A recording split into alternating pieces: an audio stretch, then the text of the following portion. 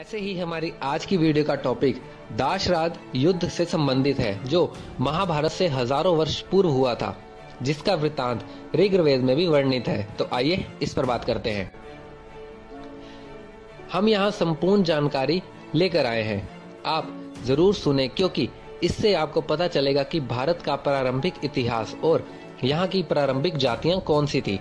अधिकतर हिंदू और मुसलमान या अन्य धर्म जाति प्रांत के लोग अपने देश का इतिहास नहीं जानते, इसलिए वे भ्रम और नफरत की सोच को पाले रहते हैं। दाशराज युद्ध का युद्ध एक ऐसा युद्ध है जहां से भारत के धर्म और इतिहास ने करवट बदली थी। आप सभी जानते हैं कि आज से लगभग 5000 वर्ष पूर्व महाभारत का युद्ध हुआ था। इस युद्ध की सभी चर्चा करते हैं क्योंकि इस पर ग्रंथ भी लिखा गया है और इस युद्ध के सूत्रधार थे भगवान कृष्ण, इसीलिए यह युद्ध सभी को याद है। लेकिन महाभारत युद्ध के लगभग 2500 वर्ष पूर्व एक और युद्ध हुआ था, जिसे दाशराज युद्ध कहते हैं। इस युद्ध की चर्चा ऋग्वेद में मिलती है। यह रामायण काल की बात है। दाशराज युद्ध त्रेता युग में लड़ा गया था। भगवान राम का जन्म 5114 ईस्वी पूर्व 10 जनवरी के दिन हुआ था।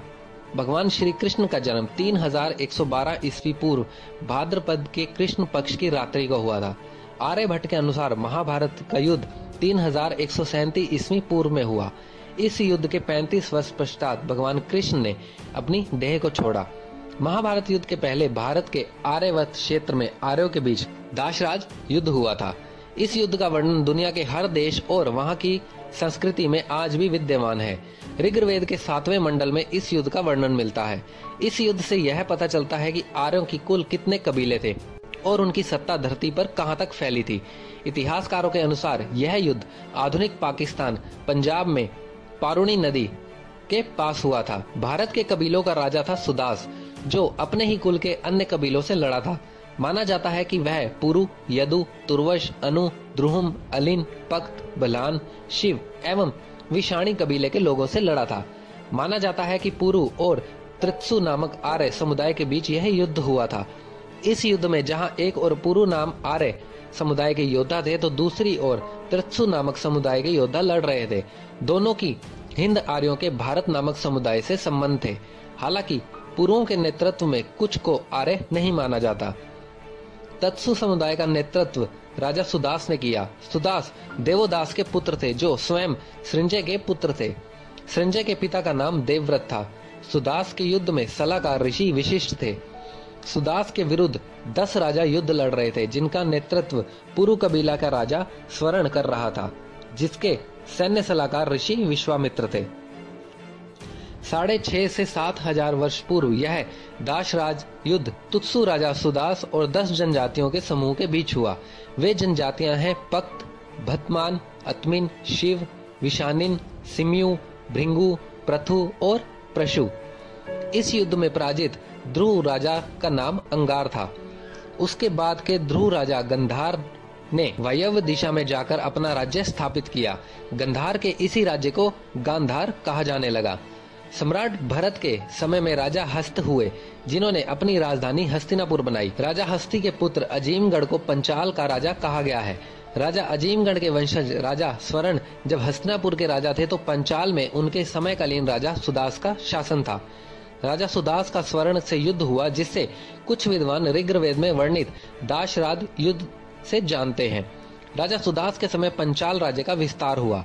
राजा सुदास के बाद स्वर्ण के पुत्र कुरु ने शक्ति बढ़ाकर पंचाल राज्य को अपने अधीन कर लिया और यह राज्य संयुक्त रूप से कुरु पंचाल कहलाया। परंतु कुछ समय बाद ही पंचाल पुनः स्वतंत्र हो गया। उस काल की सबसे महत्वपूर्ण ऐतिहासिक घटना 10 राजाओं का युद्ध है। उसमें उस काल के समुदाय या कबीलों का उल्लेख मिलता है। सुदास त्रस्तु परिवार का एक भरत राजा था। शुरू में विश्वामित्र सुदास का पुरोहित था, पर बाद में सुदास ने विश्वामित्र को हटाकर विशिष्ट को नियुक्त कर लिया था। बदला लेने की भावना से विश्वामित्र ने 10 राजाओं के एक कबीलाई संगठन का गठन किया।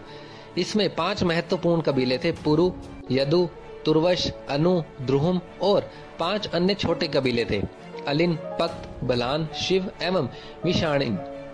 यह संघर्ष रावी नदी के किनारे हुआ, जिसमें सुदास का भरत कबीला विजयी रहा। इस युद्ध का कारण पुराशी नदी के जल का बंटवारा भी था। ऋग्वेद का सुविख्यात नायक सुदास भारतों का नेता था और पुरोहित विशिष्ट उसके सहायक थे। इनके शत्रु थे 5 प्रमुख जनजातियां। विरोधी गुट के सूत्रधार ऋषि विश्वामित्र थे और उसका नेतृत्व पुरुओं ने किया था। हालांकि इन 10 राजाओं का सभी अलग अलग वर्णन मिलता है। नंबर 1, अलीन समुदाय। इतिहासकार मानते हैं कि यह कबीला अफगानिस्तान के नूरिस्तान क्षेत्र के पूर्वोत्तर में स्थित है। चीनी तीर्थयात्री हुएन त्सांग ने इस जगह को उनकी गृह भूमि होने का जिक्र किया है। नंबर 2, अनु। यह ययाति के पुत्र अनु के कुल का समुदाय था जो रावी नदी के पास रहता था। अनु समुदाय का नाम है, राजा का नहीं। इसके राजा कौन थे यह अभी तक ज्ञात नहीं हुआ। नंबर 3, भृंगु समुदाय। माना जाता है कि यह समुदाय प्राचीन भृंगु ऋषि के वंशज के थे। बाद में इनका संबंध अथर्ववेद के भृंगु अंगिरस विभाग की रचना से किया गया।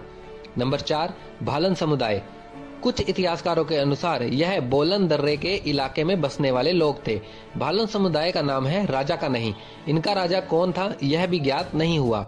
नंबर 5, द्रुहा। ऋग्वेद के अनुसार यह समुदाय ध्रुव काल का था जो अफगानिस्तान के गंधार प्रदेश में निवास करता था। नंबर 6, मत्स्य। ऋग्वेद के अनुसार इस समुदाय का जिक्र मिलता है, लेकिन बाद में इनका शाल्व से संबंध होने का उल्लेख भी मिलता है। यह जनजातीय समुदाय के लोग थे। नंबर 7, परसु। परसु समुदाय प्राचीन पारसियों का समुदाय था। ईरान इनका मूल स्थान था। प्राचीन समय में ईरान को पारस्य देश कहा जाता था। परसु समुदाय का नाम है, राजा का नाम। नंबर 8, पुरु। यह समुदाय ऋग्वेद काल का एक महान परिसंघ था जिसे सरस्वती नदी के किनारे बसा होना बताया जाता है। हालांकि आर्य काल में यहाँ जम्मू कश्मीर और हिमालय के क्षेत्र में राज्य करते थे। नंबर 9, पणी। इन्हें दानव कुल का माना जाता है, लेकिन बाद में ऐतिहासिक स्रोत इन्हें स्कथी लोक से संबंधित मानते हैं। नंबर 10, दास। यह दास जनजातियां थी। ऋग्वेद में इन्हें दसू नाम से जाना गया है। यह भी माना जाता है कि यह काले रंग के थे। हार के बाद भूमिगत हो गए थे विश्वामित्र। यह भी सत्ता और विचारधारा की लड़ाई थी। एक और वेद पर आधारित भेदभाव रहित वर्ण व्यवस्था का विरोध करने वाले विश्वामित्र के सैनिक थे, तो दूसरी ओर एक तंत्र और इंद्र की सत्ता को कायम रखने वाले गुरु वशिष्ठ की सेना के प्रमुख राजा सुदास थे। ऋग्वेद में दासराज युद्ध का एक दुर्भाग्यशाली घटना कहा गया है। इस युद्ध में इंद्र और वशिष्ठ की संयुक्त सेना के हाथों विश्वामित्र की सेना को पराजय का मुंह देखना पड़ा। इस युद्ध में इंद्र और उसके समर्थक विश्वामित्र का अंत करना चाहते थे। हालांकि विश्वामित्र को भूमिगत होना पड़ा, लेकिन बाद में वे फिर से शक्तिशाली बनकर उभरे। तो दोस्तों, ये थी हमारी आज की जानकारी। उम्मीद करते हैं आपको बहुत पसंद आई होगी। ऐसी ही और जानकारी प्राप्त करने के लिए प्लीज हमारे चैनल को सब्सक्राइब करें और अपने सुझाव हमें कमेंट बॉक्स में भेजें। धन्यवाद।